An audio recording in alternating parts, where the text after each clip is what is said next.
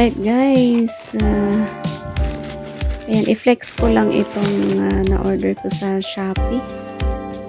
Ayan, ito yung matagal na naghahanap ako ng ganito guys, yung burner cup ng gas range. Ayan, ayan siya guys. So, ayan, matagal ako naghahanap ng ganito. Pumunta pa kami ng yung mga di-display ng gas range, ganun, para magtanong-tanong kung may burner cup sila. Wala daw. Sabi nila kailangan daw bumili ng bago na gas range. Ang mahal kaya. Wala pang budget para sa bago. And kaya yan, ganyan ang hinahanap ko. Ayan guys, yung original na burner cup ng gas range namin.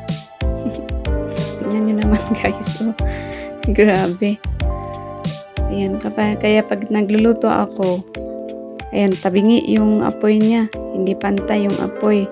Kasi ganyan nga, nasira na yung yung burner cup. Ayan na guys, i-try natin yung bagong na-order natin sa Shopee. Ayan. Try natin guys kung paano yung apoy. Ayun, ayaw sumindi. Kailangan yung sindihan sa lighter. I-try natin dyan sa isa, kabila.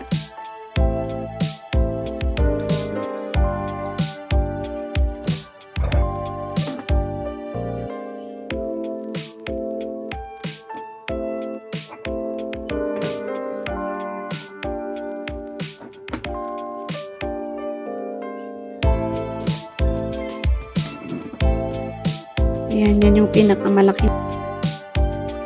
Ayan, try natin guys. Oh, diba? Okay na, maganda na yung apoy, pantay na. Hindi katulad dun sa dati. Tabingi yung apoy kasi malakas dun sa kabila. Ayan, oh, diba? Ganda na. Ayan, try din natin dito sa isa. Oh, okay na siya, maganda na. Lagi, salamat naman.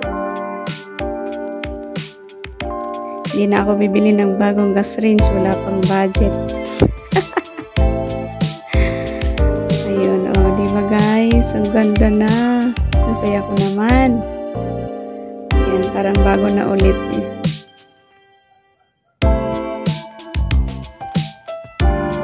Alright. And sa mga naghahanap din ng ganito, nasa yan, sa Shopee. La Germania kasi yung brand nitong namin gas range. La Germania. Ito yung pinakabagong La Germania na lumabas. Kaya medyo mahirap makahanap ng burner cup na ganyan. Ayan, at salamat naman may nagtitinda pala sa Shopee. Pero noon naghanap din ako sa Shopee pero wala akong nakita. Lately lang may nahanap ako na nag-post doon sa sa Shopee. Tsaka ganyan lang yung product nila. Flat at semi-flat burner lang ang product nila. Oh, di ba? Maganda na. Maganda nang tingnan. Alright. So, yun guys, maraming salamat sa inyo. Salamat sa panonood ninyo. Oh, di ba?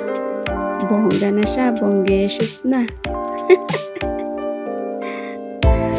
Alright, so that's all for today guys. Thank you so much for watching. Babosh!